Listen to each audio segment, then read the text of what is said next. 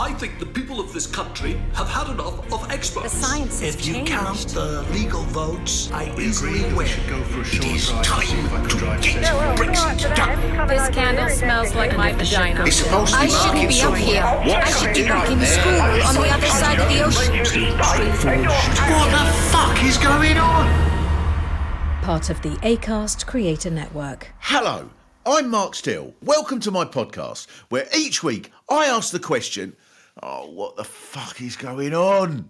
What the fuck is going on? British business is free of interference at last. For so long, our companies were held back by petty regulations, often from Europe, but now that's in the past, and they are finally allowed to pour human sewage into the sea. Instead of going through the palaver of disposing with our waste in complicated ways, it was revealed this week that water companies have been flinging it into the seaside, and the government's voted to let them carry on. So now our children can enjoy watching pretty shapes float about while they're paddling. See, in Tudor times, we were encouraged to chuck our waste into the street, but then do-gooding boffins brought in one rule after another, and before long we weren't even allowed to poke our arse out of our own windows and shit onto the pavement. See, that was the trouble with the 16th century, full of health and safety gone mad.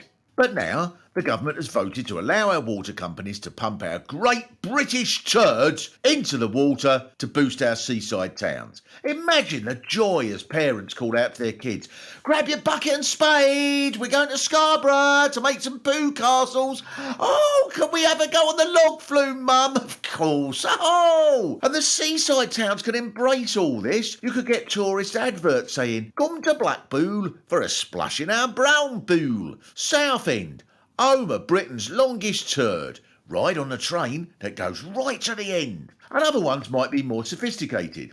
Margate, destinations for artists. Our many shades of brown have attracted Britain's finest creative talents, such as Tracy Emin, for centuries. J.W. Turner said, "The turds in Thanet are the loveliest in all Europe."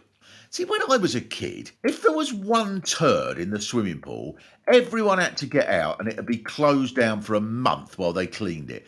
But if the water companies were running swimming pools, there'd just be an announcement going, "Keep swimming, everybody!"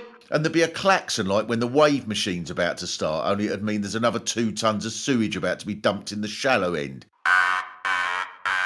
Oh, it's starting! Now, the water companies wouldn't have been allowed to act like this if we were still tied to the EU. In 2018, Michael Gove promised a green Brexit, and now he'll say that he's been true to his word because you can't get more organic than human-shaped. Ministers reassured us that an amendment to the law will reverse adverse impacts, but let's hope that they can keep all the positive impacts of human effluence plopping in front of us while we're swimming. Now, maybe one measure that they could look at is that if our beaches are to become toilets, we should divide them into gents and ladies' beaches, and then Torquay and Bournemouth can be gender neutral so as not to discriminate against the trans community. I expect the water companies will say they've taken responsibility for all the smells by chucking a couple of little blue things that you get in public urinals into the North Sea, and that should clear it up. But the reason that all this is possible is that the priority of the water companies is not the outdated, miserable business of providing water. Instead, they can concentrate on the more exciting task of providing a profit for their shareholders. Since they were privatised, they paid out £57 billion in profits. So with all that to think about, you can't blame them for not having the time to stop poo bouncing into the sea. The highest paid executive at Severn Trent Water was given a salary package of £2.4 million in a year. And to be fair, it is possible that he was on a turd bonus, so he was getting maybe an extra 10 quid for every turd that bobbled up in Clevedon. Because life cannot survive without water companies' shareholders' dividends. See, scientists now believe that some simple forms of life may have been possible on Mars because they have found traces there of a £1.2 million bonus to a CEO. It's also why, when there's a drought in somewhere like Somalia, you get these powerful adverts that show dehydrated children with Joanna Lumley going, Please, please don't turn away. This child will not survive unless we can find another £1 billion to give to the shareholders of Thames Water. So we should be thrilled that our water is in such safe hands, because from the earliest of times the planet has depended on one commodity above all else, which is shareholders' dividends. And these companies are working selflessly day and night to keep this precious resource fresh and plentiful. Water, on the other hand, don't really matter very much, so we might as well stick 1 million tonnes of faeces into it and sling it into the sea. Oh, what the fuck is going on? I'll be going to Whitby this weekend, where Dracula was written, for the Festival of Goths that takes place every Halloween. Halloween was never really important when I was growing up. Now it's almost as big as Christmas. And I'm not sure I know enough about stuff like vampires. But luckily, we have with us someone who is an expert on the subject, George Galloway. Let me put it to you, Count Dracula. The cowardly manner in which your adversaries seek to demean your historic achievements serve only to illustrate the fragile state of their own deceitful values. Your defiance in the face of a multitude of foes, including sunlight, garlic, running water, and interfering charlatan religious rectors who threaten the eradication of your esteemed people with stakes through the heart, should be heralded as a pinnacle of humanity, or indeed of the undead. Your heroic insistence on pursuing your traditional diet of blood rather than succumbing to the cultural imperialism that would have you consume foods such as bacon, Maltesers, Terra Masalata, and Iceland lemon cheesecake displays a noble self-determination, which I wholeheartedly salute. That, Count Dracula, if that is indeed your real name, is why I will be celebrating your ghoulish magnificence by knocking on every door in my street in the quest for sugary snacks. I especially hope that I get some of those dewy snake things. What the fuck is going on? Now, it is completely impossible to work out what the fuck is going on in this world if you're on your own, unless you're part of a collaboration like the Oppenheimer Project. And so, I am utterly honoured and flattered to have with me to help out Mr. Miles Jupp, a man of so many talents, not sure which one to say first, so I shall say amateur cricketer. Miles Jupp. Thank you very much. Now, we have loads of current issues to discuss, one of which I think must be right up your street. I don't understand all the fishing rights thing, right? I'm not going to ask you to discuss what forms you need to fill in to import trout. No, so we seem to be heading for a war with France. Now, I'm not going to talk about the fishing thing, but generally, shouldn't we be at war with France? Historically, Britain has been at war with France. It does seem a bit odd, doesn't it, that so much of our fighting goes on against countries that are a long, long way again, and I don't think that sort of fits in with the kind of whole sort of shop local vibe. I think it makes a lot more sense, really, to fight with, just environmentally, to fight with near neighbours. I know. And maybe this is one of the things that's going to come out of COP26. Could people stop fighting with people that are so far away? The fuel costs are absolutely ridiculous. It's all saying, oh, well, we do a lot of it by drone, it's all remote. Just fight with your near neighbours. It makes literally no sense. By all means go to war. We've got to future safe the planet at the same time. So that, well, you can get the ferry there, you can get the Eurostar there, and also you get, and they're quite hard to find like in supermarkets, but the sort of smaller cans of Heineken that they sell on the train to France, absolutely excellent. You can get a giant Toblerone in the shop when you're waiting to leave after we vanquish them, when we're waiting back at the Gare du Nord. So I think, there's a lot to be said for it. Oh, yes. I mean, Waterloo was a right old fuss back in those days, wasn't it? What a palaver all that was. These days, he could have just got an Uber back to Brussels. Yeah, well, because the app works anywhere, so it's absolutely great, isn't it? You don't need to sort of faff around and go, what's your equivalent of Uber here? Or, thank heavens, as I often hear you cry, for the multinational corporations, because it means you don't have to upgrade your software. Yeah, exactly. And then they could have all come out. The Duke of Wellington could have been back in the afternoon, giving a speech to the House. The thing is, from that point of view, it's about reducing environmental impact from a sort of transport thing. So, of course, yes, you could fight with near neighbours. Civil war, of course, involves even less travel. And as the hard left have taught us, just infighting. You don't have to go anywhere. You're just screaming at each other across a table. Yes, exactly. I think this is. Well, let's hope that this comes out of COP26. Maybe they could start by marching up the road to Edinburgh and launching a war against them. Yeah, from Glasgow to Edinburgh. Yes, exactly. Yes, the Battle of the M8. Yes, the day we captured Hart Hill Services was the day we really knew they'd fallen. Yeah. Yeah, well, this is a marvellous, marvellous environmental idea. But that's the environmental aspect of it. In terms of actual war, you'd think, well, you can go two ways, can't you? You can either think, please, let's not. Or I know that some situations are known in diplomatic circles as a kind of, well, why not sort of scenario. And maybe this is one of them. You know, it's a sort of what's the worst that can happen. But I don't know what the worst is that can happen. But one often says that about things. You say, oh, well, what's the worst that can happen?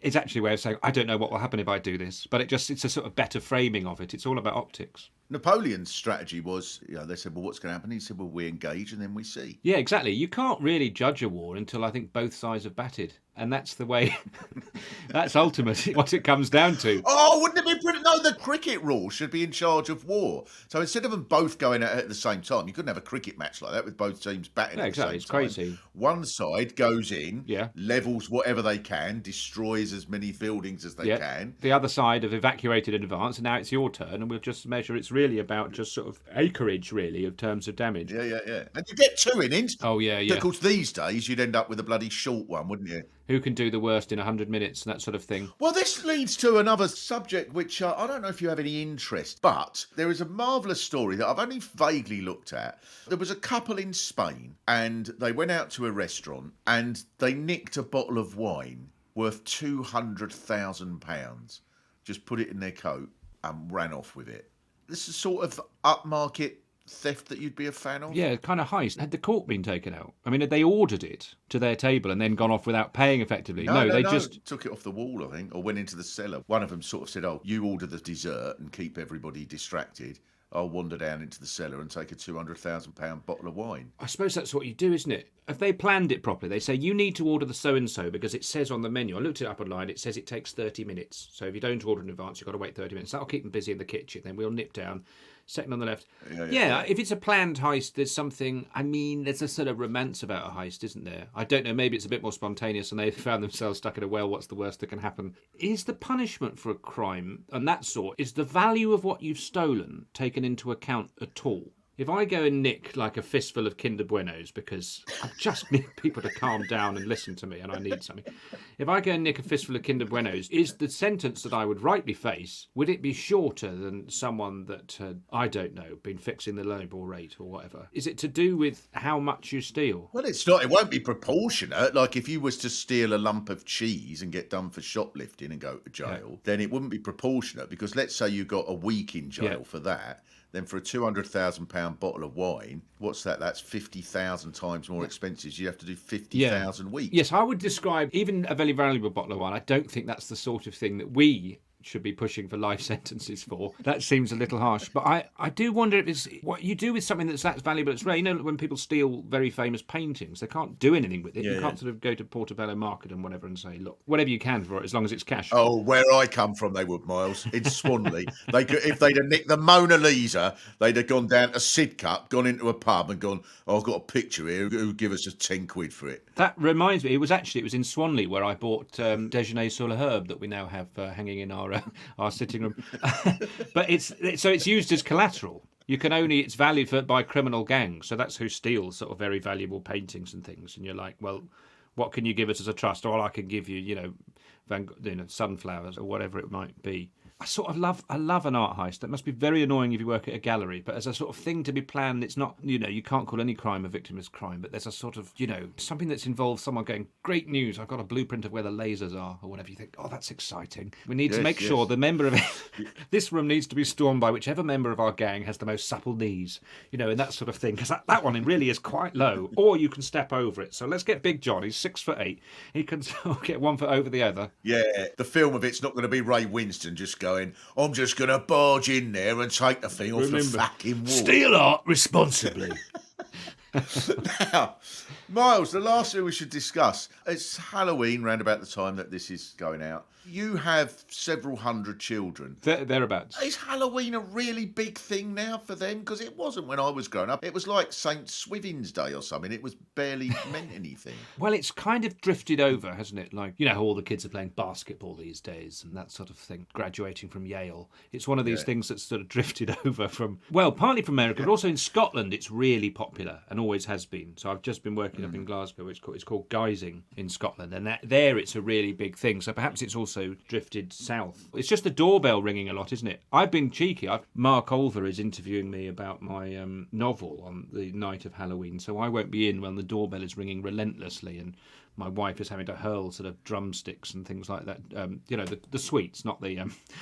We don't mind being trick-or-treated, but we like to prepare proper home-cooked food. So people say trick-or-treat, and you say, it's a treat. This is slow-cooked lamb. Now, what we've done with this, we went to the man, we bought a shoulder of it, and we just little incisions, a little bit of anchovy, a bit of rosemary, we put it in the bottom oven. That's done 12 hours. You won't need cutlery, because honestly, it just falls off the bone. And we've got plates. Now, they're recycled paper plates, so I don't want you walking the streets eating this beautiful slow-cooked lamb, feeling guilty about the environmental impact. It's an electric oven, by the way, and we get sustainable stuff. So that's what you got. We've also got some vegetarian food if you're vegetarian. We've got a lovely... who makes them? The drumstick lollipops or whatever. So Rachel will have to be... She'll be, unfortunately, having to sort of hurl pounds and pounds of sweets out of the front door while I'm sitting in an armchair going, oh, gosh, it's an absolute struggle, Mark. It really is. But you just have to keep reaching within and finding what you've got. It's all about going to the well or whatever I will say in response to your questions. So I'm broadly opposed to it. That's my answer. That is the most perfect answer. In fact, I'm more opposed to that than I am war with France. I just think that will involve fewer people hammering the doorbell. That's really... I don't want to be selfish about it. Miles, you have a book out, as you mentioned. So I think we should alert the people as to what the book is. I do, yeah. Oh, it's a novel called History, which is set in the late 90s. It's about an increasingly depressed teacher who works in a school in a sort of small market town, and it all starts to pile up, I suppose, the demands and stuff, and so things are getting a bit tricky at home. Things are getting a bit tricky at work. But I put jokes in as well, because at one point the editor described I'd sort of sent a beat by beat of the storyline, and he says, that's relentlessly bleak, to be honest.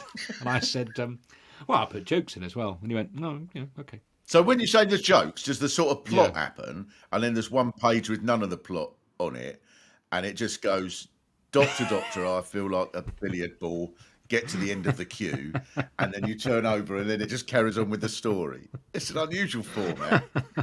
The blood was still warm as Clive pushed the knife into his pocket and made a hurried escape from the market square. Doctor, I feel like a pair of curtains. Yes, it's that sort of thing, yeah. No, I mean, it's just there's sort of comic-y set pieces. Well, what I hope are comic. Right, thank you so much for explaining to us comprehensively what is and ever has the fuck gone on, if that's grammatically correct. Mr. Miles Jupp. Thank you.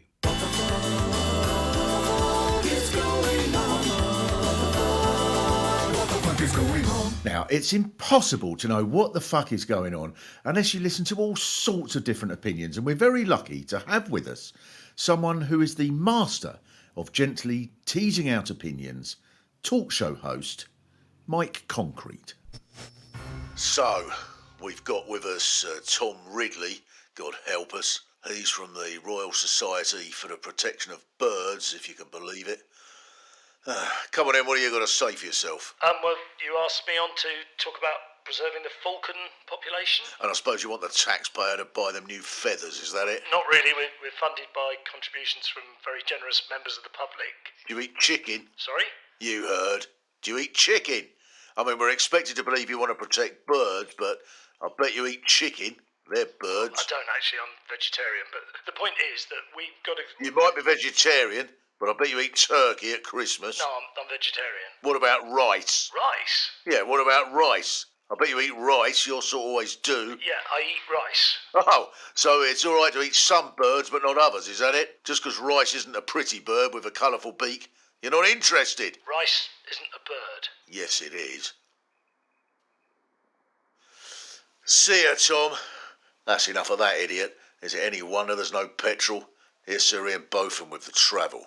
What the fuck is going on?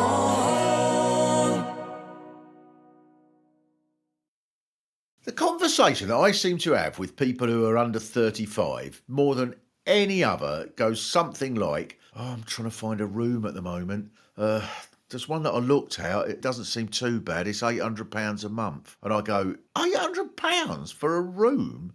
And they go, well, it's not my own room, I have to share it. What? You have to share your room with another person? It's £800 a month? No, it's not another person. I have to share it with a bear. That's why it's so cheap. Or someone will say, I found a place, but I'm lucky really because it's only available because the last 5 tenants got murdered right outside the door because the flat above's a crack den. Still, it's only £750 a month, so I'd be mad not to take it. Or they say, oh God, I've got to move out of where I'm staying. There's mould across all the walls and there's rhubarb growing out of it, and now the damp's so bad there's an infestation of haddock behind the settee, and I can't get hold of the landlord because he's on holiday in Dubai for 9 years. But if anybody suggests any sort of controls on rent charges, the government and newspapers go berserk, and you get statements from landlords such as, if we're only allowed to charge 60% of the average wage for one room with modern extras such as creative damp with radishes growing out of the light fittings, it's not worth the hassle of collecting the money, which means the landlord will have no choice but to sell the property or convert it into a ski slope, as this will be more profitable. The policy director of the Residential Landlords Association, David Smith, said, Rent controls would be a disaster for tenants. History has proved that they stifle investment and reduce supply. And history does prove this, I suppose, because humans never bother to provide shelter for anybody unless they're going to make a huge profit out of it. Cavemen didn't exist for the first million years of human existence because people would look at the cave and not bother to move inside as no one was charging them rent for it. So they'd stay outside and get eaten by wolves until one kind person decided that they would take no part anymore in hunting or gathering and instead would charge everybody £700 a week for living in a corner of the cave that was particularly dark and never give anybody their deposit back because they'd done paintings over the walls. So the argument is that making them charge less rent would be a disaster for tenants. So it's kind of the landlords really to campaign like this on behalf of their tenants. Otherwise, millions of tenants would go, oh no, can't believe it. The rent's gone down. Again, how are we going to cope? I mean, it went down last month as well. It's just one thing after another. It's especially kind of the landlords when you consider how hard the landlord has to work at owning property. They never get a moment off. They even have to carry on owning it when they're sick. It's just own with barely a moment of gratitude. See, we rely for housing on these selfless landlords. So to help solve the housing shortage, you should give your landlord more than he charges. If you've got a few hours free that you are going to use for leisure activities such as sleeping, give out pizza leaflets and donate the money you earn to the landlord, as this will give him extra incentive to own property, so he'll be in a better position to help the tenants he feels sorry for. Housing charity Shelter says, Britain has one of the least regulated rent sectors the world has ever seen. And then, because the rents are so high, lots of tenants have to get some of this paid by housing benefit. According to one report, if every housing benefit claimant in London who lived in the private rented sector lived in a council home instead, there would be a saving of £938 million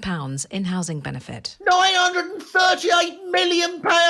This is taxpayers' money that goes straight to the landlords. The Conservatives will be furious when they find out that all this money is being swiped like this in handouts. See, there used to be millions of council houses and flats, but they got sold off from the 1980s onwards, and this was supposed to be all exciting because lots of people who wouldn't have been able to buy anywhere could now buy their own council flat. But now over 40% of the housing that was sold by councils is rented out again, but now by private landlords. So we're back where we were, except they rent it out for £800 a month for one room. So, as the system is working so well, we should arrange a similar method for every part of the economy.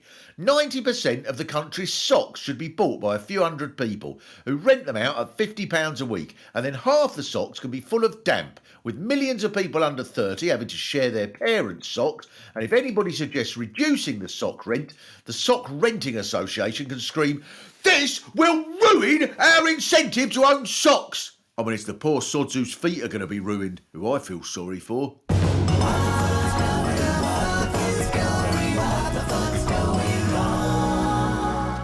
The COP26 climate change conference is taking place in Glasgow this week.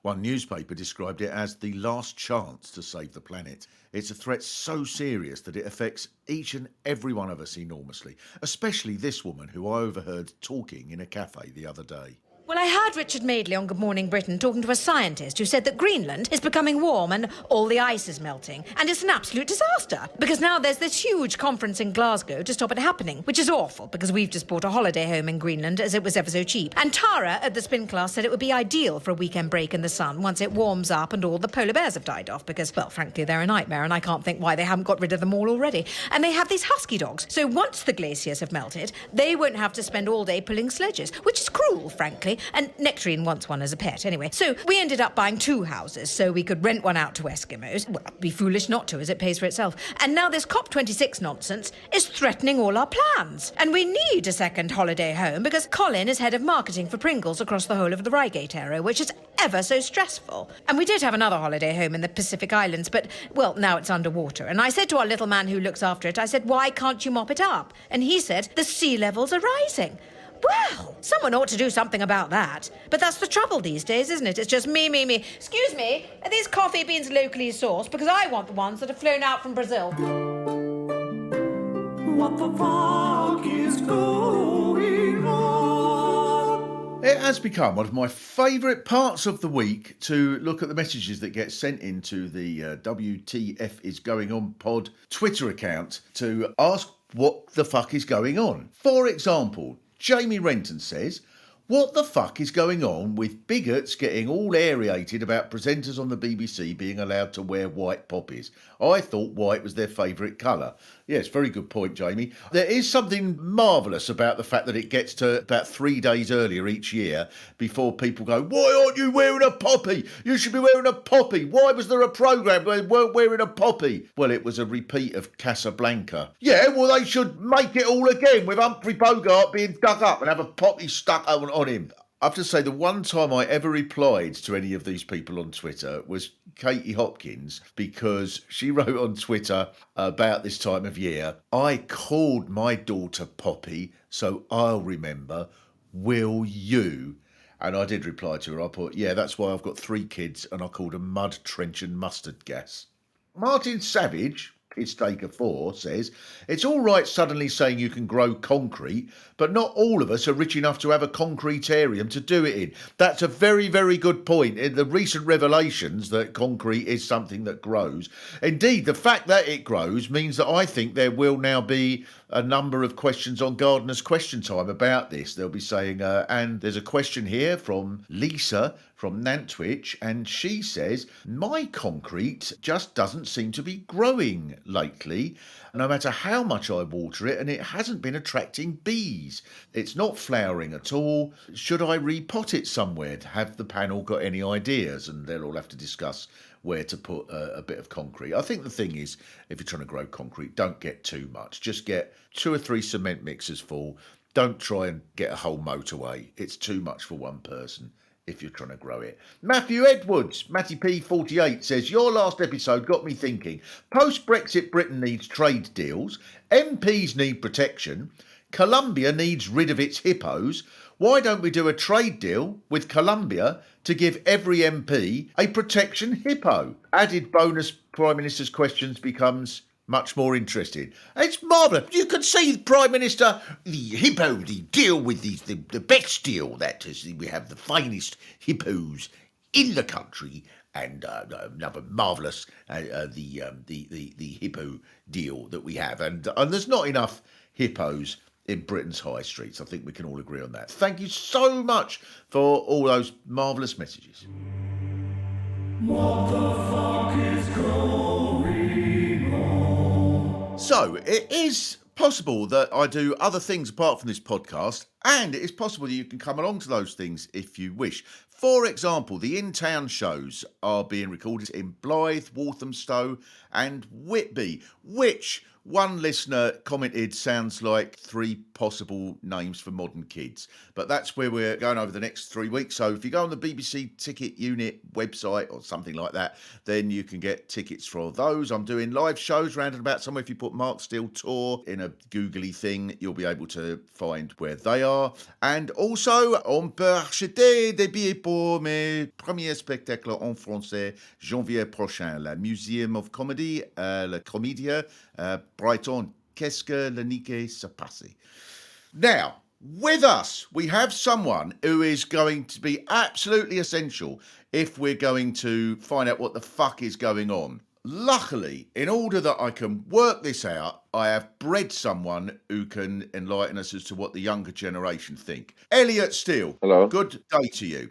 Now, first of all, you've got some things you'd like the good people of the podcast community to know that you're doing. Yeah, I will be at Top Secret Comedy Club doing my own show on the 11th of November. Tickets are on their website, and my next other solo show is at the Leicester Comedy Festival on the 10th of February. Tickets available on the Leicester Comedy website. Go on there, type in my name, or follow me on Twitter or Instagram, where I put the links up all the time at ElliotSteele.com. Or on TikTok, but none of you will do that because you've probably got self-respect. Yeah, or you could just go along there now and wait 3 months for it to happen. Yeah, you could do that. Now, we need to discuss the matter of internet-y things because Facebook is changing its name and some people are very cross about this. What the fuck is going on? Yeah, they're changing their name to Meta. Right. And Mark Zuckerberg's gone, I've made this weird little creepy advert where he was like floating in space, like, and he was like in like Ready Player One or something, like he's floating around chatting with everyone, and it's so scripted, the advert as well. There's even a joke where someone's a robot and Mark Zuckerberg goes, "I thought I was meant to be the robot," but you can hear in his voice he doesn't even understand. He is like the Turing test. Do you know what I mean? That is Mark Zuckerberg is the Turing test. That's what he is. What do you mean? So I think the Turing test is it's basically like if a robot convinces. If an AI system convinces a person that it's a real human, therefore it is. I think he's a robot that convinced some people he's real. Oh, you've cracked it. That's it. So, but now this is his system is now changing like it does. You know, like when you get a software installation update thing that's enforced upon you. That's probably what's happened to his system. Yeah. That it's gone, tonight you will be updated to Meta. And he's gone, oh shit, I better tell the world we're going to become Meta. And that's what's happened. It's a software update. That's what's happening. And the only person who's completely fallen for it is Nick Clegg. Why, what's Nick Clegg done? What's he got to do with Facebook? He's the spokesperson for Facebook, Nick Clegg. But that's a terrible choice. He shouldn't be the spokesperson for anything. No. He's awful. I don't even mean as a human being. I just mean that whatever it is he's doing, he's bad at it. Yeah. He's really bad. Do you reckon he lied on his CV and has gone, they've actually fucking given it to me? Like, you know, when you just lie in an interview. Because I once sent a job application. I saw there was an opening for head of Shell in Jakarta. And I just sent an application, just wondering how far up the thing I'd get if I lied. What a terrible appointment that is. That's the Roy Hodgson coming England manager of the Facebook world, that, innit? That's like, ooh, that's not who we want. Yeah, well, the next England manager will be Vince Cable. All ex-Liberal leaders are just going to get jobs that they're totally unqualified for. The head of NASA will be Joe Swinson. Yeah. But Mark Zuckerberg's such an odd-looking boy, isn't he? He's not a man, he's a boy. He's a billionaire, but he's a boy. Do you know what I mean? Yes. Maybe he's done the thing that they're always trying to do and not age. Because that, traditionally, that's what very, very rich people have become obsessed with. Because the one thing that they can't control as they become rich is the aging process. You know, there's a famous painting in the Holbein picture where the very rich people of the 16th century have all these sort of things they've acquired. The Dance Macabre. Yeah. And then underneath the table is the skull. So you can't fight that off, mate. And hundreds of years ago, they're still doing that. But maybe Mark Zuckerberg has found a way of doing that. It wouldn't surprise me. Yeah. Because all you need to stop the aging process, because the aging process is just the replication of cells, isn't it? So it's like your cells die, but they replicate, and then the ones that replicate are worse off, and that's what aging is. So if you stop the replication of cells, you can stop the aging process and possibly like have immortality. I must be honest, when we started doing this podcast, I never anticipated that as a byproduct of it, we would be able to come up with a formula that made people immortal. Well, that's not my own personal formula. I didn't figure that out myself. Oh. I watched a YouTube video on it. Is there one? Have you put how to make yourself immortal into Google? Is that what pops up? Some little Asian kid who goes over the top with the graphics on YouTube. He goes, "Hey, what's up? It's your boy. I'm going to be showing you how to make immortal today," and all of that stuff. Come on, we've got to follow these 7 Like steps. and subscribe, and it's like, just get to the fucking point. I always find that with those videos.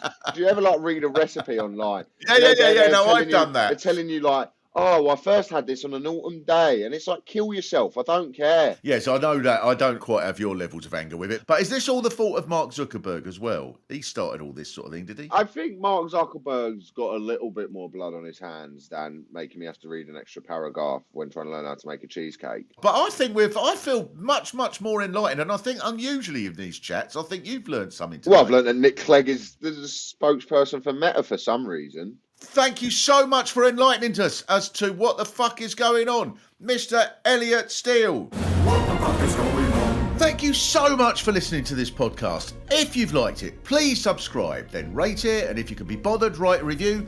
If you can't be bothered, definitely write a review. We now have a website, whatthefisgoingonpodcast.co.uk, and if there is anything at all that you think I should be finding out what the fuck is going on with it, please send me a message on Twitter at WTFisGoingOnPod, and we'll do our best to look at all the messages that you send. We will look at all the messages that you send. That's a promise. What the Fuck Is Going On was hosted by me, Mark Steele, with my guests Miles Jupp and Elliot Steele. Voices by Sarah Alexander and Pete Sinclair. It was written by Mark Steele, James Serafinowicz and Pete Sinclair. Music by Willie Dowling. Produced and edited by Scott and Matt at Podmonkey. What the Fuck Is Going On is a co-production between Podmonkey and Consec Industries.